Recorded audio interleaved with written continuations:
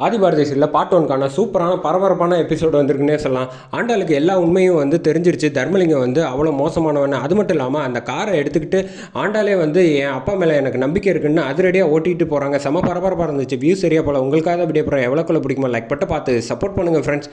இந்த பக்கம் டேய் நான் சொன்னால் கேளு அப்படின்னு சங்கர் சொல்கிறாங்க தர்மலிங்கத்துக்கிட்ட. நீ நினைக்கிறதெல்லாம் நடக்காது. டேய் உன் குடும்பம் நல்லா இருக்கணும்னு நான் ஆசைப்பட்றேன், நீ கூட நினைக்க மாட்டியா அப்படிங்கிறப்ப எனக்கு எது சரின்னு படுதோ அதை தான் இந்த தர்மலிங்கம் செய்வான்.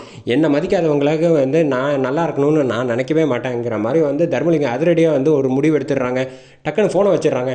டேய் இப்போ எப்படியாவது அழகருக்கு ஃபோன் பண்ணணுமேடா. அழகருக்கு கூட வேறு யாரெல்லாம் வண்டியில் போயிட்டுருக்கா, யார் நம்பராவது தெரியுமா, பாரதி நம்பர் இருக்கும் தெரியுமா அப்படின்னு சொல்கிறப்ப இல்லைங்கய்யா தெரியாது அப்படின்னு சொல்கிறப்ப சரி இந்த பவித்ராவை கல்யாணம் பண்ணால அந்த பையன் நம்ம ஊர் பக்கம் தானே அப்படின்னு சொல்கிறப்ப ஆமாண்ணா அந்த மகேஷ் ஃபோன் நம்பரை எப்படியாவது எடுங்கடா அப்படின்னு சொல்கிறப்ப ஆனால் மகேஷோட ஃப்ரெண்டு என் பக்கத்து வீடு தானே, நான் அவனுக்கு ஃபோன் பண்ணி இவன் நம்பரை வாங்குறேன் அப்படின்னு சொல்கிறப்ப அப்போ அதை முதல்ல செய் அப்படின்னு சொல்லிட்டு இந்த பக்கம் சங்கர் பரபரப்பாக ஃபோன் நம்பரை வாங்கிடுறாங்க. வாங்கினதுக்கப்புறமா டக்குன்னு மகேஷ்க்கு ஃபோனை போடுறாங்க. ஃபோனை போட்டு தம்பி மகேஷ் தானே அப்படின்னு சொல்கிறப்ப அழகர்கிட்ட முதல்ல ஃபோனை கொடுங்க அப்படின்னு. எதுக்குங்க அப்படின்னு சொல்கிறத செய்ப்பா அப்படின்னு சொல்லிட்டு இந்த பக்கம் டக்குன்னு அழகர்கிட்ட ஃபோனை கொடுக்குறாங்க. யாருங்க இவர் நம்பருக்கு கூப்பிட்டுருக்கீங்க அப்படின்னா அழகர் நான் தான் சங்கர் பேசுகிறேன், சொல்லுங்கண்ணா எப்படி இருக்கீங்க அப்படின்னா. அதெல்லாம் இருக்கட்டும்ண்ணா, என்ன இருந்தாலும் வண்டியை முதல்ல அங்கேயே நிப்பாட்டிட்டு எல்லாரும் கிளம்பி ஓடி போங்க, அங்கேருந்து நிற்காதீங்க அப்படிங்கிற மாதிரி சொன்னானே. என்ன சொல்கிறீங்க எனக்கு ஒன்றும் புரியல, நான் கோயிலுக்கு போயிட்டுருக்கோம் அப்படின்னு சொல்கிறப்ப எல்லா விஷயம் எனக்கு தெரியும்டா, நான் சொல்கிறத கேள்றான வண்டியில் ஒரு விஷயத்தை சொல்லி சொன்னோன்னா இந்த பக்கம் அழகர் அதிர்ச்சி ஆயிடுறாங்க. என்ன சொல்கிறீங்கண்ணா அப்படிங்கிறப்ப சொல்கிறது செய்டா,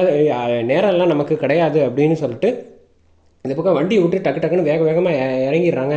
இறங்கி முடிச்சதுக்கப்புறமா இந்த பக்கம் என்னாச்சு அப்படின்னு கேட்குறப்ப தர்மலிங்கம் தாண்டா இப்படி ஒரு சூழ்ச்சி பண்ணி வச்சுருக்கான்.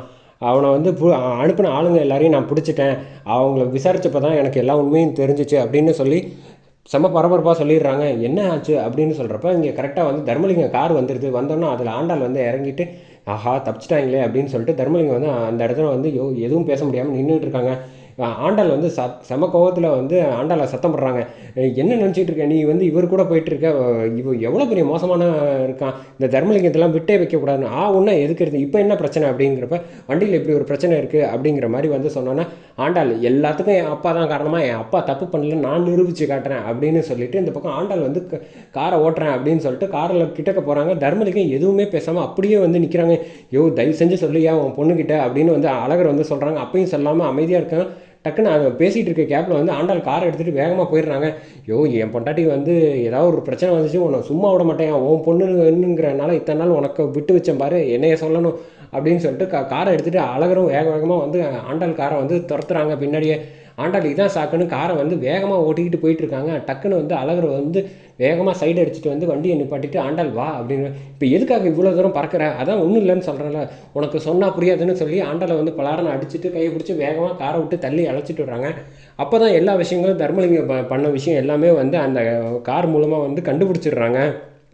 உடனே இங்கே கார் சத்தத்தை கேட்டுட்டு வேகமாக பாரதியிலேருந்து பாட்டி எல்லோரும் வேக வேகமாக ஓடி வராங்க. ஓடி வந்தோடனே ஆண்டாளுக்கு என்னாச்சு அப்படின்னு அக்கா அப்படின்னு சொல்லணுன்னா இந்த பக்கம் பார்த்தா கையை பிடிச்சிட்டு நல்லபடியாக அழைச்சிட்டு வந்துடுறாங்க. ஆண்டாளை பத்திரமா அழகர் அழைச்சிட்டு வந்தோடனே நல்ல வேலை என் பொண்ணு ஏதோ புண்ணியம் பண்ணியிருக்கா, இப்போயாவது உன் அப்பாவை பற்றி புரிஞ்சுக்கமா அப்படின்னு சொல்லிட்டு இந்த பக்கம் அழகரோட அப்பா இனிமேல் ஒரு நிமிஷம் கூட இந்த வீட்டில் இருக்கக்கூடாதா, எவ்வளோ பெரிய பிரச்சனை வந்தாலும் நீ நம்ம வீட்டுக்கு வந்துரு அப்படிங்கிற மாதிரி சொன்னாங்க. விடுங்க எதுவாக இருந்தாலும் பார்த்துக்கலாம், கோவிலுக்கு சந்தோஷமாக குடும்பமாக போகிற நேரத்தில் பார்த்து இப்படி ஒரு விஷயத்த பண்ணுறானே அவனெல்லாம் என் பையன்னு சொல்கிறவன் எனக்கு அவமானமாக இருக்குது அப்படிங்கிற மாதிரி சொல்லி பேசுகிறாங்க. அதுக்கப்புறமா வீட்டுக்கு ஆண்டாளை அழைச்சிட்டு வந்துடுறாங்க. அழைச்சிட்டு வந்ததுக்கப்புறமா தான் பவித்ரா எல்லா விஷயத்தையும் சொல்கிறாங்க. அக்கா அன்றைக்கி கல்யாணத்து அப்போ நான் எதுக்காக அப்பாவை அந்த மாதிரி பேசினேன்னு உனக்கு புரியல, இப்போ சொல்கிறேன் கேட்டுக்க அப்படிங்கிற மாதிரி அதிரடியாக சொல்கிறாங்க. இந்த மாதிரி இப்படி ஒரு விஷயத்தை என்னை ஃபோட்டோ எடுத்து அதை கல்யாணத்தை நிப்பாட்டுறதுக்காக மாப்பிள்ளை இவர்கிட்ட கொடுக்க பார்த்தாங்க, ஆதி கூட என்னை சேர்த்து வச்சு. அந்த சமயத்தில் கரெக்டாக யார் நானே போய் அந்த ஃபோட்டோ கண் கூட வாங்கினேன், என் வாழ்க்கையை அப்பா இப்படிலாம் பண்ணலாமா, இது நியாயமா அப்படிங்கிற மாதிரி சொன்னோன்னே இந்த பக்கம் ஆண்டாள் மேற்கொண்டு அழ ஆரம்பிச்சிடுறாங்க. சரி சரி அவளை திட்டாதீங்க, அவள் ஏதோ பாசத்தில் இப்படிலாம் பண்ணுறா, அதுக்காக நீங்கள் அவளை சொல்லக்கூடாது, அந்த ஆளை தான் சொல்லணும் அப்படிங்கிற மாதிரி சொல்கிறோன்னே சரின்ட்டு அழகர் சரி அவளை பார்த்துக்கோங்க பாரதி அப்படின்னு சொல்லிட்டு எல்லோரும் நவுந்து வந்துடுறாங்க. வந்ததுக்கப்புறமா தான் இங்கே கரெக்டாக ஆண்டாள் மறுபடியும் எவ்வளோ தூரம் நம்பிக்கை வச்சுருந்தேன், நான் வண்டியில் போகிறப்ப கூட தடுக்கணும்னு அவருக்கு நினப்பே வரலையே, அப்படின்னு சொல்லி பாரதி கிட்ட வந்து சொல்கிறாங்க. நீ அழாத, நீ வந்து அன்பு பாசம் இதெல்லாம் வந்து வச்சுட்ட, அதுக்கு என்ன பண்ண முடியும் அப்படின்னு, இப்படியெல்லாம் அதுக்காக வந்து செய்வாங்களா யாராவது அப்படிங்கிற மாதிரி வந்து பேசிக்கிட்டு இருக்காங்க. இந்த அளவுக்கு வந்து மோசமாக இருப்பாருன்னு நான் நினச்சி கூட பார்க்கல, நான் தான் வந்து அவரை வந்து நம்பி முட்டாள்தனமாக ஏமாந்துட்டேன் போல் அப்படின்னு சொல்கிறப்ப அழகர், ஆதி, நீ, பாரதி எத்தனை பேர் சொன்னாங்க. ஆக மொத்தத்தில் ஒவ்வொரு விஷயமும் நினச்சி பார்த்தா அது மட்டும் கிடையாது, பவித்ரா வந்து கல்யாணத்தை நிப்பாட்டுறதுக்காக எப்படி ஒரு வேலை பார்த்துருக்காரு. இதெல்லாம் வந்து என்னால் ஜீர்ணிச்சிக்கவே முடியல. எவ்வளோ தூரம் வந்து நான் அவரை நம்பியிருந்தேன், இப்படி என்னை வந்து மனசு கஷ்டப்படுற அளவுக்கு இப்படி வந்து பண்ணிட்டாரே அப்படிங்கிறப்ப அதோட எபிசோடு அதிரடியாக முடியுது.